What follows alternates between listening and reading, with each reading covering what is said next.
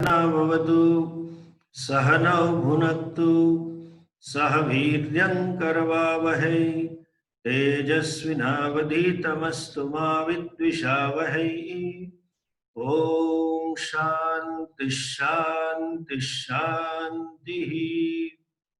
ईश्वरो गुरुरात्मेति मूर्तिभेद विभागिने व्योमवद्व्याप्तदेहाय दक्षिणामूर्तये नमः। अज्ञानतिमिरान्धस्य ज्ञानाञ्जनशलाकया चक्षुरुन्मीलितं येन तस्मै श्रीगुरवे नमः। ॐ नारायणं नमस्कृत्य नरं चैव नरोत्तमं देवीं सरस्वतीं व्यासं ततो जयमुदीरयेत्।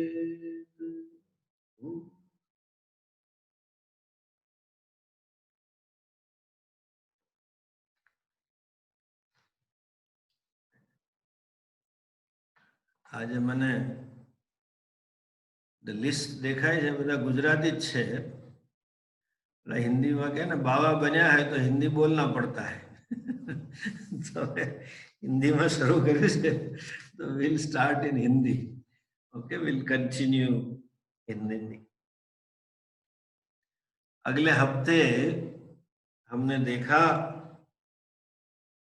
कि पांचों पांडवों से द्रौपदी को एक एक संतान हुए और सुभद्रा ने भी एक बच्चे को जन्म दिया और साक्षात श्री कृष्ण परमात्मा ने ही उनका नाम रखा अभिमन्यु। इसका अर्थ यह है कि युद्ध में बड़े गुस्से से, बड़े जोश से जो लड़ता है, शत्रुओं को पराजित करने के लिए बड़ा आवेग युक्त रहता है, उसको अभिमन्यु कहते हैं। और यहाँ महाभारत में लिखा है कि युधिष्ठिर ने अभिमन्यु के जन्म के अवसर पर 10,000 गौएं और बहुत सारी सुवर्ण मुद्राएं दान में दी थी युधिष्ठिर ने, तो ब्राह्मणों को, याचकों को।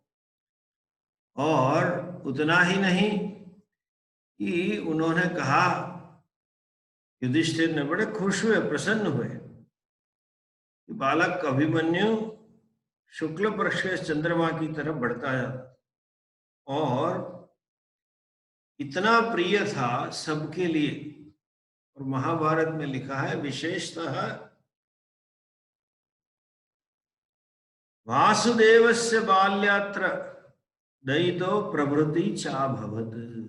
बचपन से ही भगवान कृष्ण को वो अत्यंत प्रिय था। पांडवों के भी अलग अलग द्रौपदी से 5 संतान हुए।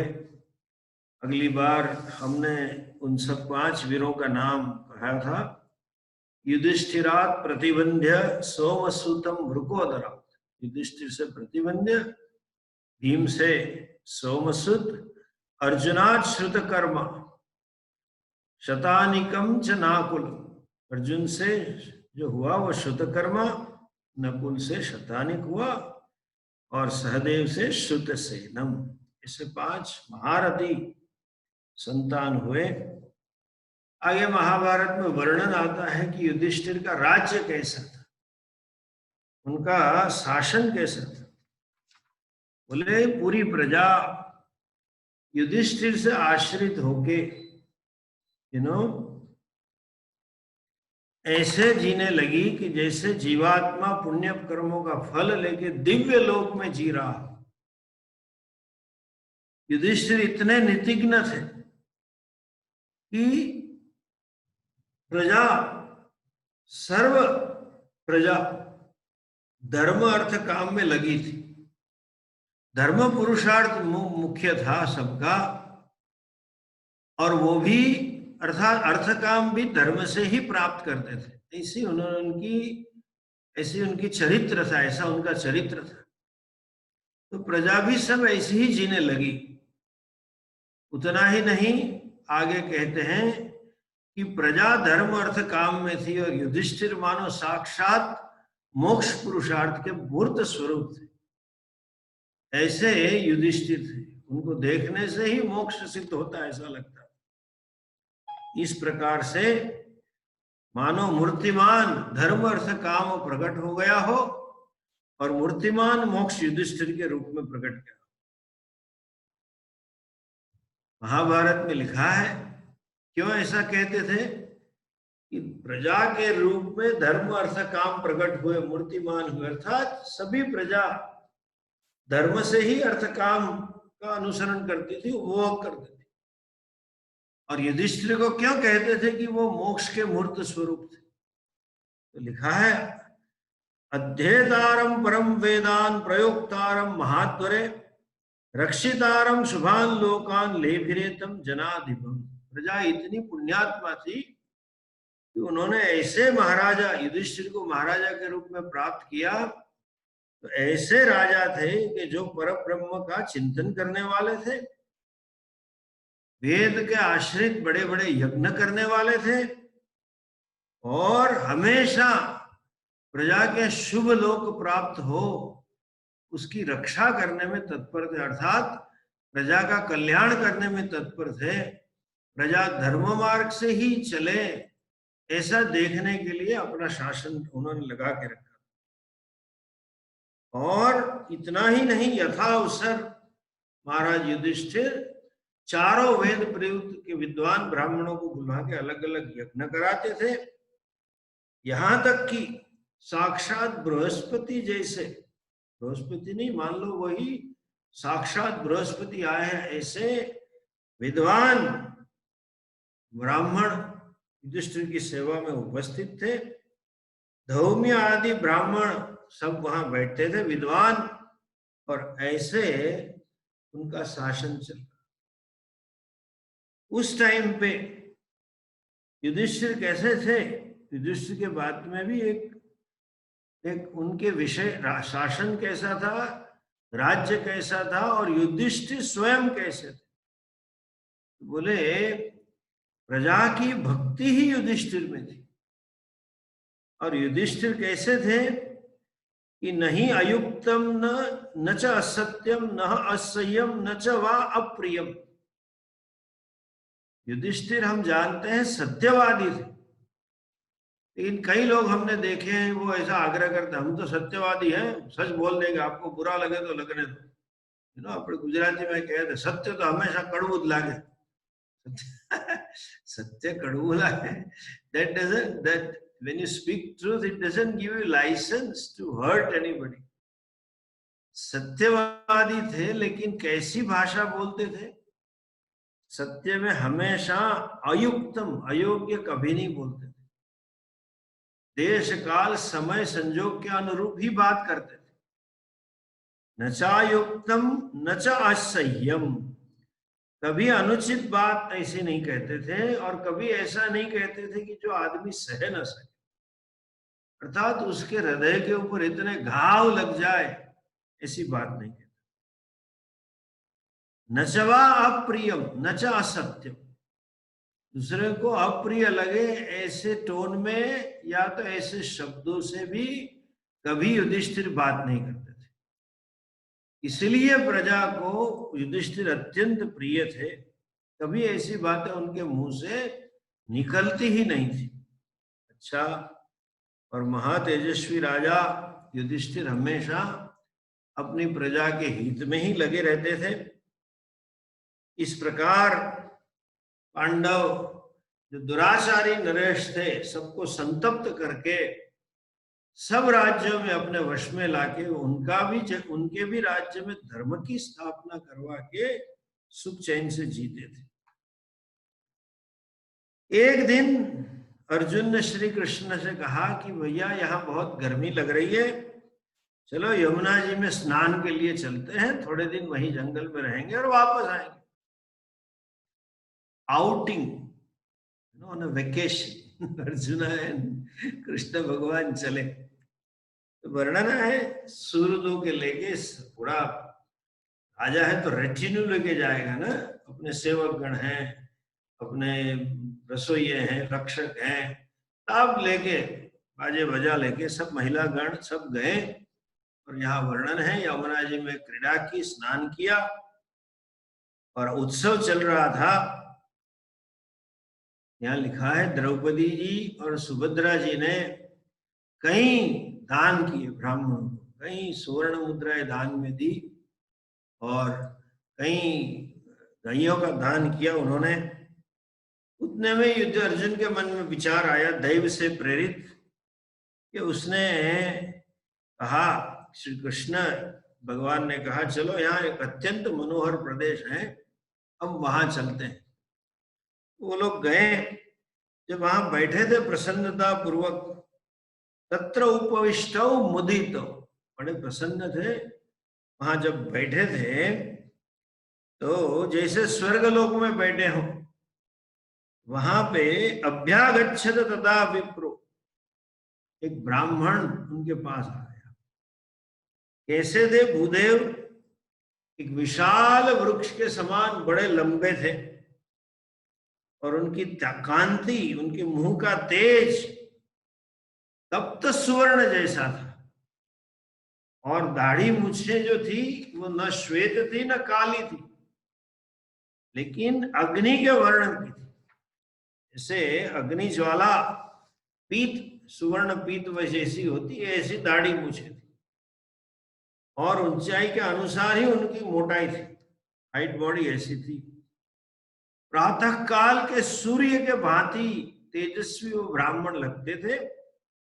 मस्तक पर जटा धारण किए थे, उनका मुख कमल जैसा था, और उनकी प्रभा पिंगल वर्ण की थी, मानो स्वयं तेज का मूर्त स्वरूप। आए जब, तो तुरंत भगवान और अर्जुन अपने आसन से खड़े हो गए, और उतने भी कैसे खड़े हो गए, उतना भी नहीं, उनके आदर पूर्वक सत्कार किया, उनको बिठाया। जब ब्राह्मण देवता को आदर से बिठाया, फिर तो ब्राह्मण ने, देवता ने अपने आप ही कहा कि क्या है, कि मैं ब्राह्मणों बहुभोक्तास्मि भुंजे अपरिमितम सदा, मैं बहुत खाने वाला ब्राह्मण हूं, और मेरी खाने की मात्रा की कोई सीमा नहीं, मैं उतना खाता हूं, अपरिमित, नापा नहीं जाए उतना मैं खाता हूं। और आप दोनों से मैं भिक्षा मांगता हूं, बस इतना ही चाहता हूं कि एक बार मुझे पूर्ण भोजन करा दे, मुझे तृप्ति हो जाए। मैं बहुत खाता हूं, अपरिमित, मेरी सीमा नहीं है, इतना खिला दो एक बार। अर्जुन ने कहा, बोलिए भूदेव, क्षत्रिय था, उसका धर्म है कि याचक और ब्राह्मण द्वार पे आया तो मांगे देना है, तो उन्हें कीजिए, हम तृप्ति प्रदान करेंगे। बोलिए भूदेव, आप कौन सा अन्न खाएंगे? आप जो मांगेंगे अन्न, वो हम आपके चरणों में देंगे, आपको तृप्त करेंगे। भगवान ने भी कहा कि आपके लिए क्या व्यवस्था की जाए। धीरे से भूदेव ने कहा, नाहम अन्नम बुभुक्षे, मैं रोटी चपाती की आशा नहीं रखता हूं, मैं अन्न को खाने वाला ब्राह्मण नहीं हूं। कौन है भैया आप? अन्न को अगर जब नहीं खाते तो क्या खाते हैं? पावकाम माम निबोधताम, आप दोनों जानिए कि मैं साक्षात अग्नि हूं। ओके, तो यद अनुरूपम में अन्नम, मेरे अनुरूप जो अभी आपने जान लिया मैं अग्नि हूं, आप दोनों बुद्धिमान हैं, आप सोच लीजिए कि मेरे अनुरूप कौन सा अन्न है, वो दे दो। दोनों एक दूसरे की ओर देखने लगे कि उनके अनुरूप क्या अन्न हो सकता है, क्या देखे।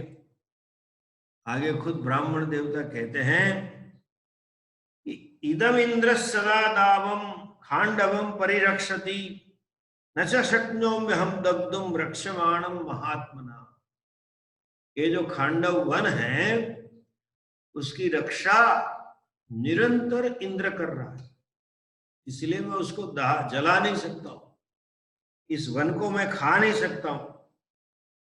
और इंद्र इसलिए रक्षा कर रहा है, वसति अत्र सखा तस्य, इंद्र का मित्र यहां रह रहा है। तक्षका पन्नग सदा, तक्षक नाग जो है वो इसी वन में निवास करता है, वो इंद्र का दोस्त है।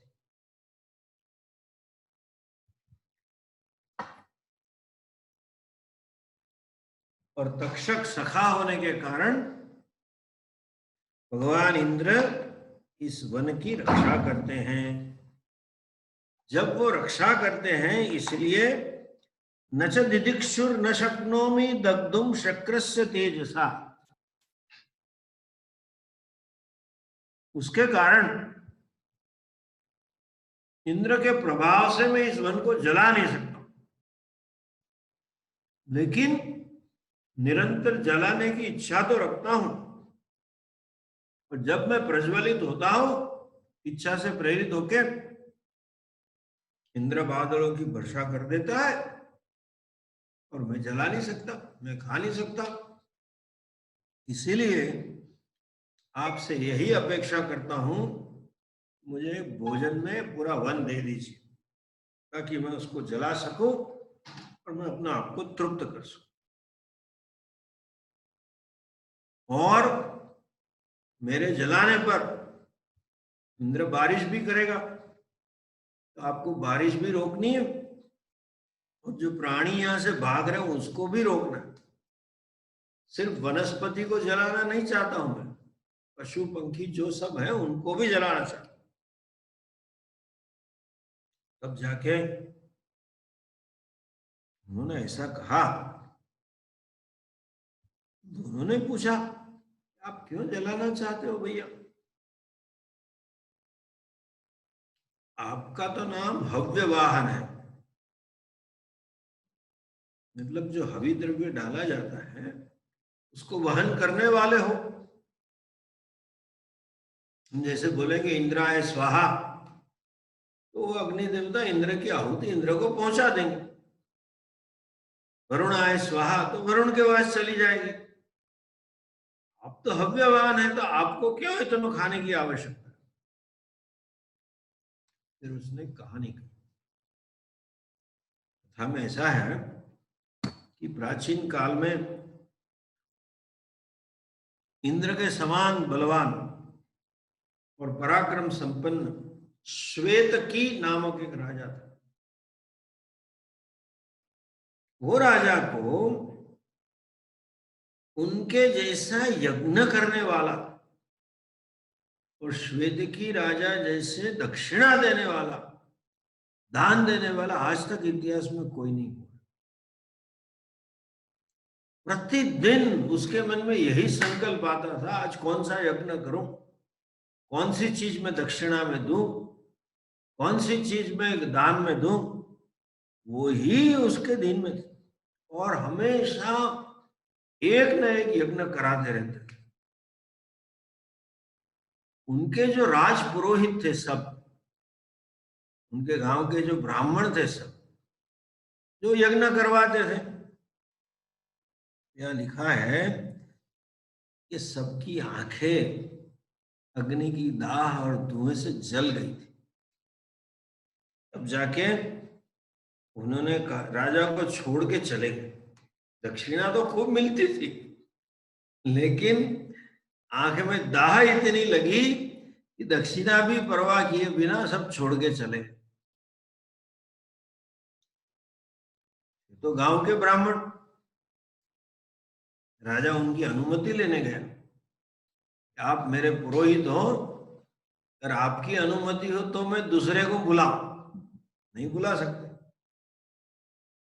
आप मथुरा जाए ना, तो ये परंपरा चालू है। आपका जो पंडा है ना, वो आपको शायद न मालूम हो, किसी और को पकड़ लेंगे आप और उससे कराएंगे कि भैया ये तू हमारी ये पूजा कर दे। पहले वो ही ना कहेगा। मान लो आपने कुछ करवा भी लिया तो झगड़ा होगा। जो आपका पंडा होगा कहेगा मेरी अनुमति बगैर करा कैसे सकते, आप नहीं करा सकते, ये निष्फल जाएगा। राजा अनुमति मांगी और उन्होंने दी। फिर नए यज्ञ शुरू कराए। वो भी बेचारे थक गए, जो नए थे वो भी इतने थके गए। और उस टाइम पे राजा के मन में एक विचार आया कि मैं सबसे बड़ा 50-100 साल चले ऐसा यज्ञ करूं। बेचारा गया ऋत्विजों के पास, न पुराने न नए ऋत्विजों ने हाँ भरी। सबने कहा भैया हम थक गए हैं, हम नहीं करा सकते। तब जाके राजा ने कहा मैं पतित हूं, अगर चरित्र से या कर्मों से, या मैं आपकी शुश्रूषा में ठीक ना हूं।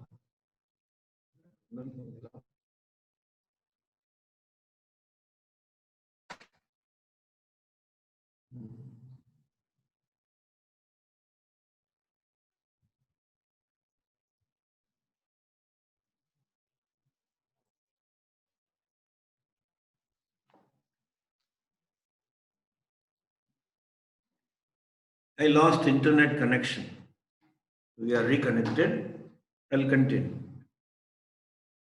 राजा ने कहा उनसे कि मैं पतित हूं, या मैं दक्षिणा कम देता हूं, या मैं अगर आपकी सेवा कम कर रहा हूं, तो फिर मेरे आप क्यों मुझे त्याग रहे हैं?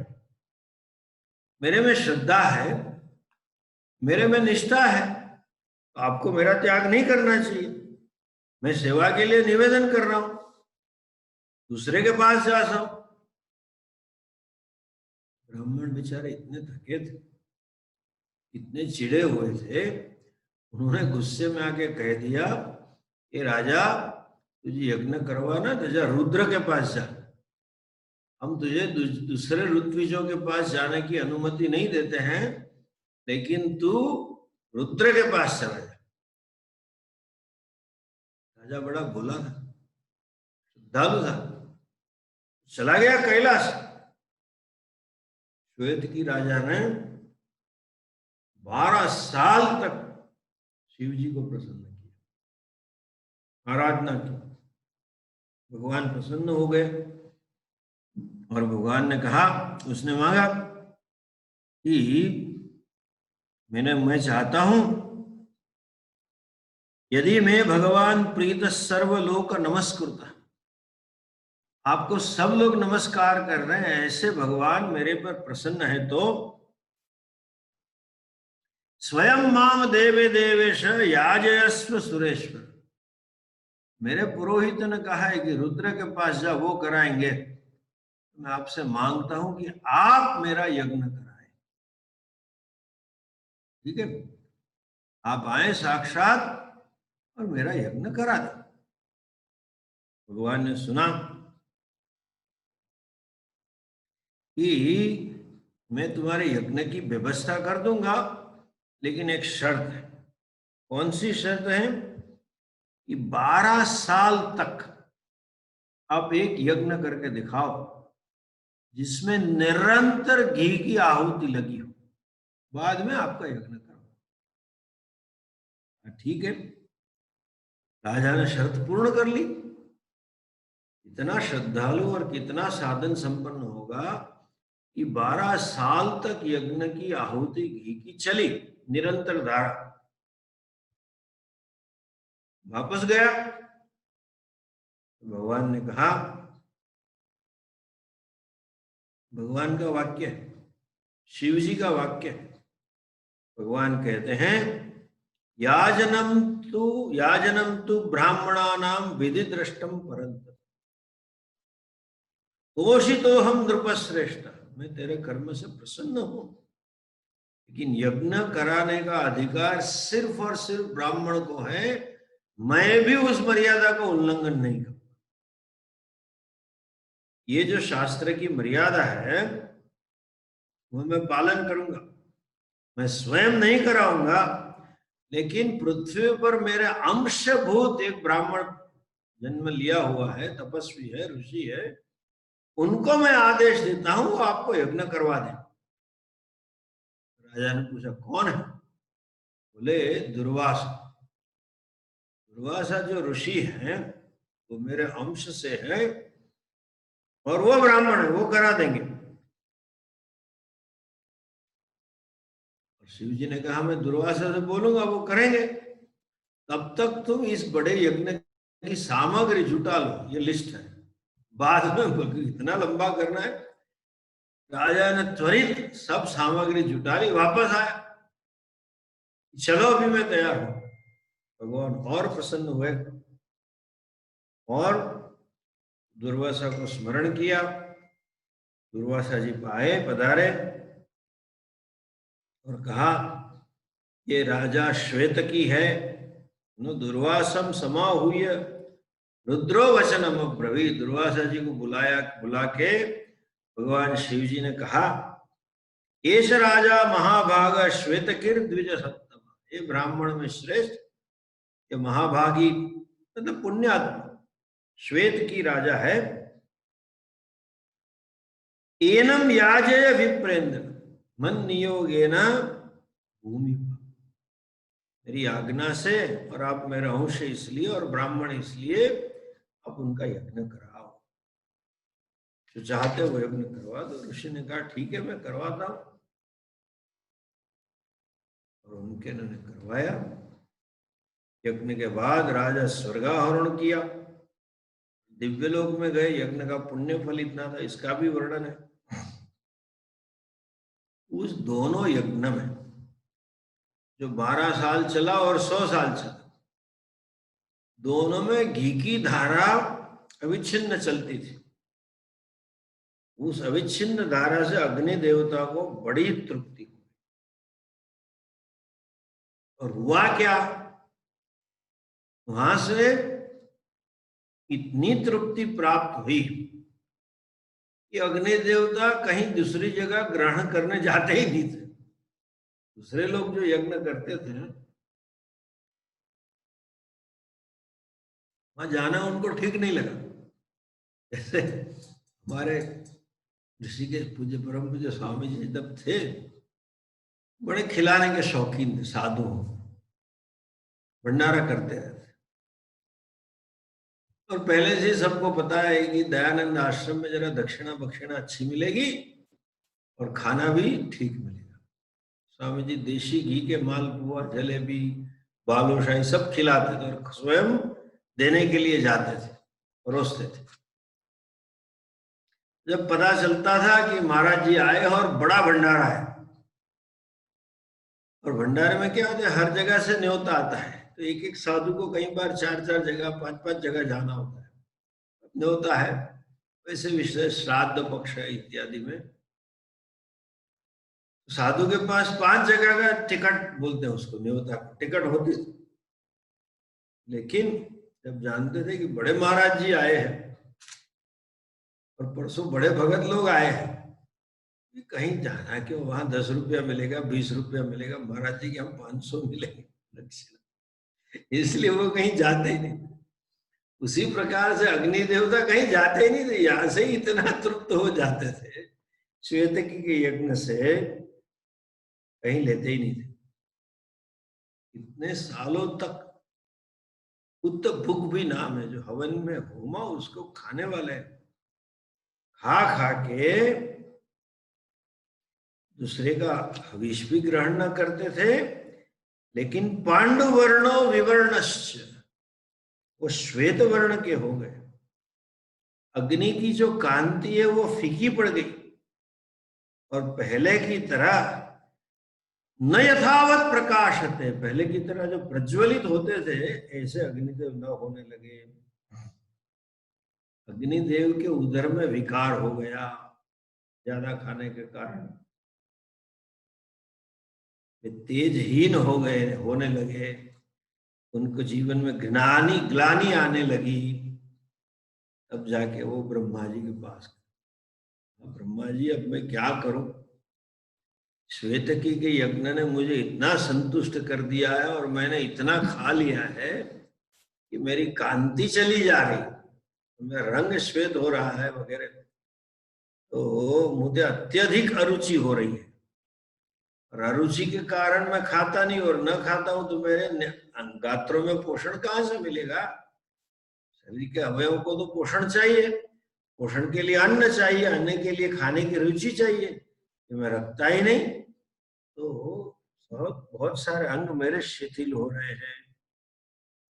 आप मुझे कुछ उपाय बताएं ताकि मेरी स्थिति पहले जैसी स्वाभाविकी बनी रहे। ब्रह्मा जी से कहा, तो ब्रह्मा जी ने कहा कि सात्यकी कि राजा के यज्ञ में जो घृत की धाराएं थी उसका तुमने उपभोग किया है, और उपभोग अति मात्रा में किया है।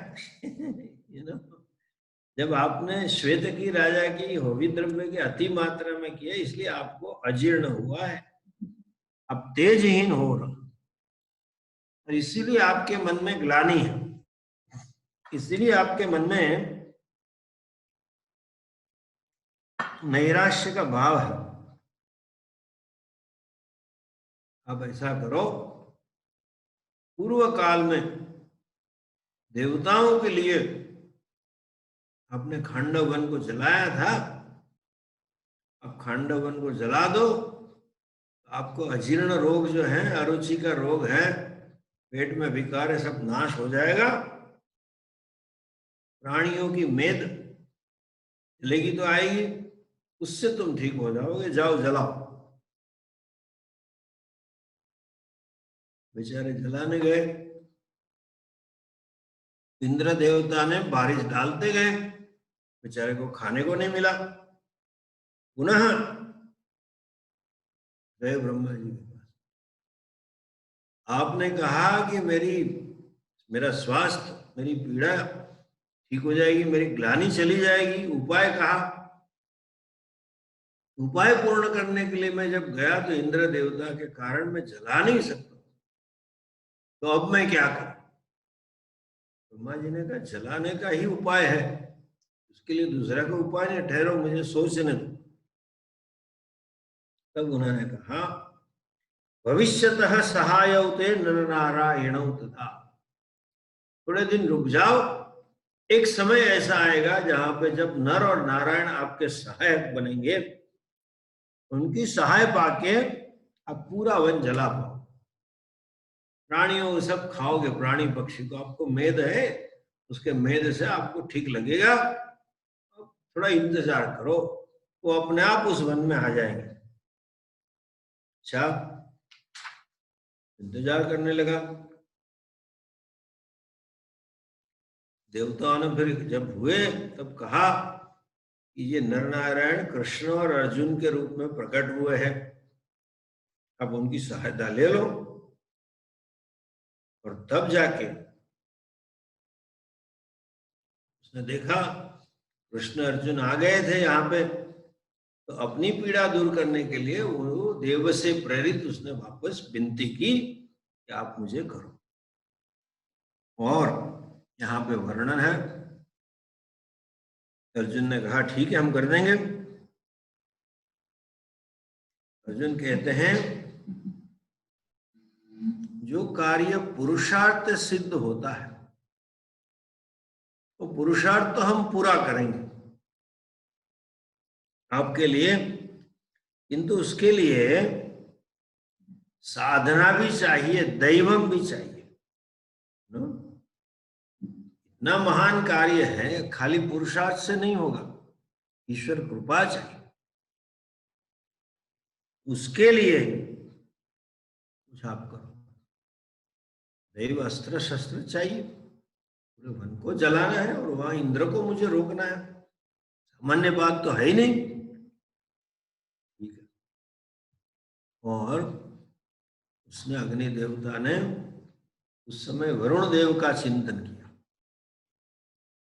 और वरुण देवता आए और तब उसने कहा, उसे मित्र थे कि सोम ने, चंद्रमा ने आपको एक दिव्य धनुष पर तरकस बाण रखने का, क्वीवर जिसको अंग्रेजी में कहते हैं, वो and quiver, the arrows are kept, पीछे होता है, वो जो दिया था वो मुझे शीघ्र दीजिए।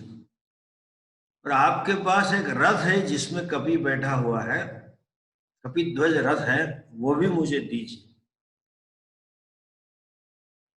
और क्यों मुझे चाहिए कि आज कुंती पुत्र अर्जुन गांडीव के द्वारा और वसुदेव के संतान कृष्ण वासुदेव अपने शस्त्रों से, सुदर्शन चक्र से मेरा महान कार्य करने जा रहे हैं।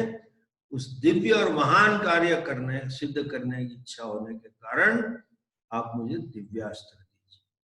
मुझे विश्वास है वो दिव्यास्त्र में सफल उपयोग करने में सफल होंगे, कार्य सिद्ध करें। यहाँ पे वर्णन है, वरुण देवता ने दिव्य घोड़ों से लगाया हुआ रथ दिया। और उसके घोड़े कैसे थे? बोले घोड़े सोने के गहनों से विभूषित थे और उसकी कांति सफेद बादलों जैसी लान पड़ती थी जब चलता था। देव और दानवों के लिए अजय रथ था और बड़ा मनोरम जान पड़ता था।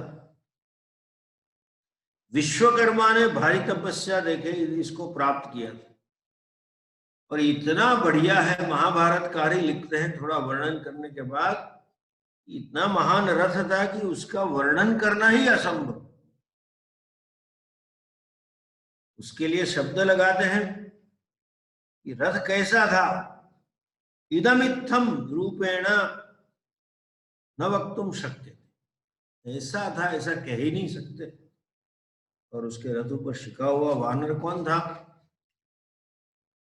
उसकी मुखाकृति, रथ में जो ध्वजा होती है उसमें वानर थे, तो कपि थे ध्वजा में।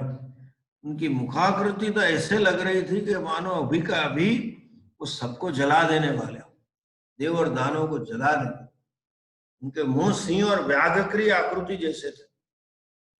ध्वज को देखते ही शत्रुओं के होश उड़ जाते, ऐसा दिव्य रथ दिया। उन्होंने दिया, वर्णन है कि साक्षात कृष्ण और अर्जुन रथ की पूजा करते, रथ को प्रणाम करते, फिर उसके ऊपर बैठे। और जिसका निर्माण साक्षात ब्रह्मा जी ने किया था, ऐसे विशाल रथ में गांडीव पे बाण लगा के उसके टंकार अर्जुन ने की, प्रत्यंशा पे खींचा बाण को। और उसकी टंकार जब सुनी तो वहां के पशु पंखियों के हृदय व्यथित हो उठे। ऐसी भयंकर टंकार होगी। उसने कृष्ण को एक चक्र भी दिया और कहा इस चक्र से आप छेदन करोगे तो अपने आप आपके पास वापस आएगा। आप सहायता के लिए कृष्ण इस चक्र के द्वारा अर्जुन की सहायता करोगे, आप समर्थ बनोगे, आप दोनों प्राणियों को जीत लेंगे। आप जब जब इस चक्र को शत्रु पर डालेंगे वापस आएगा। इसको अंग्रेजी में कहते हैं ना, बूमरैंग की तरह। It will come back to you in your own hands. You don't have to go out and search or seek the chakra. कौमुदी की गदा भी भगवान को दी वरुण देवता ने। और इसके बाद दोनों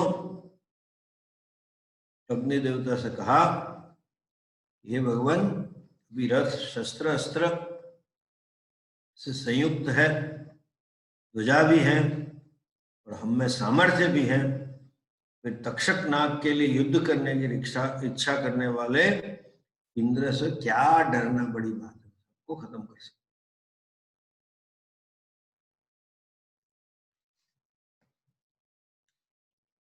भगवान का चक्र ऐसा था, उसके प्रहार से दुनिया में कोई भी ऐसी चीज न थी कि तो जो न जली जाए।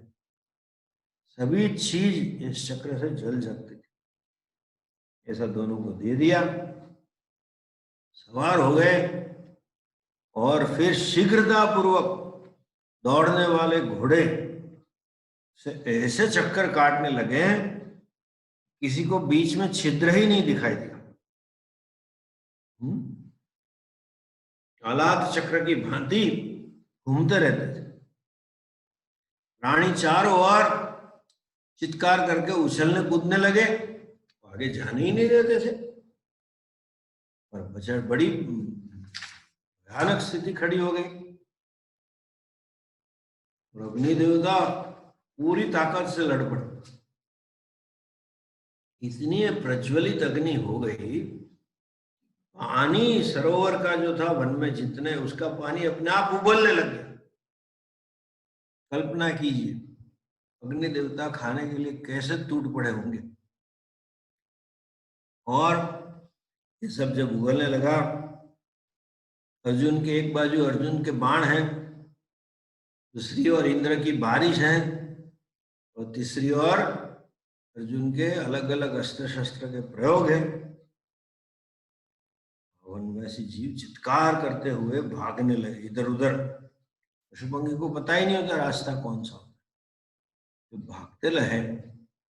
और सब देवता इंद्र के पास और पूछा, ये अग्निदेव खांडवन को जब जला रहे तो लग रहा है कि प्रलय काल तो नहीं आ गया? इतनी भयानक क्यों कर रहे हैं? आग है, क्यों इतना सारा जला रहे हैं? हमें तो निश्चित लगता है कि प्रलय काल लग गया है। इंद्र ने कहा ऐसा कुछ नहीं है, आप चलो। और कहा लो, ये मैंने अभी मैं चलता हूं, चलो साथ, इसको बंद करेंगे, खत्म करेंगे।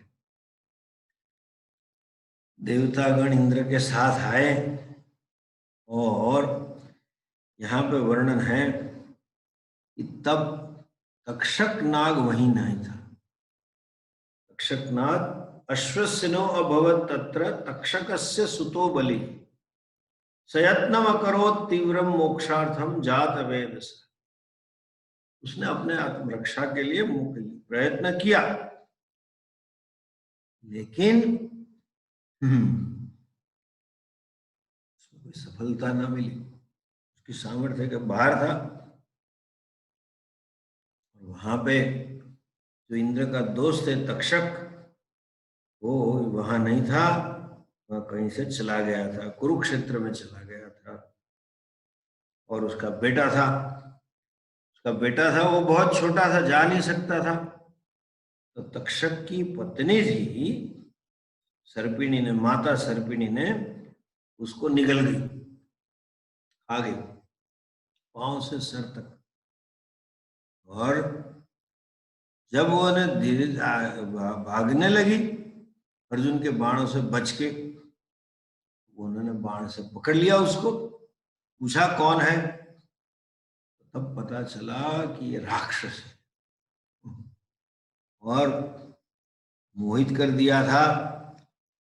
वो भी अश्वसेन आया उसके संकटों से मुक्त होके, और तब जाके 2-3 टुकड़े कर डाले प्राणी थे सबके। और नाग से नागिनी थी जो तक्षक की पत्नी, उसने बेटे को निगल गई और निगल के उड़ने के लिए गई। अर्जुन ने बाणों से सर काट दिया। इसी युद्ध का वर्णन है। इंद्र देवता प्रचंड वायु चलाने लगे, समुद्र को क्षुब्ध करने लगे, बारिश लगाने लगे। अस्त्र का प्रतिकार करने में होशियार अर्जुन ने देखा इंद्र उत्तम अस्त्रों का प्रयोग कर रहा है।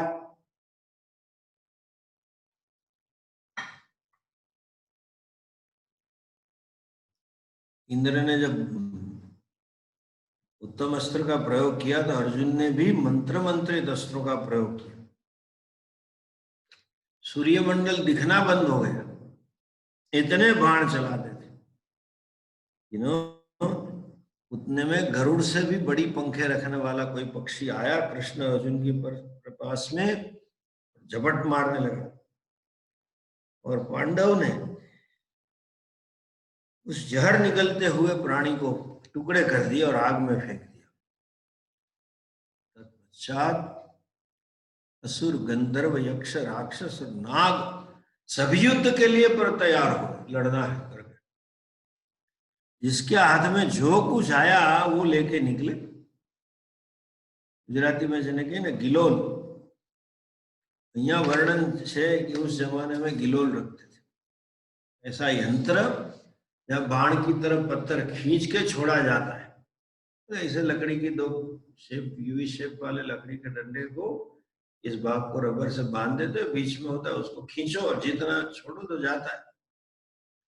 ऐसे ऐसे अस्त्र शस्त्र लेके आए, अस्त्र शस्त्र लेके सब आए, और किसी के हाथ में पत्थर था, किसी के हाथ में लोहे का अस्त्र था, सब कुछ था। वो आए और यही कामना से आए। यहाँ लिखा है कि क्या उनके मन में भावना थी।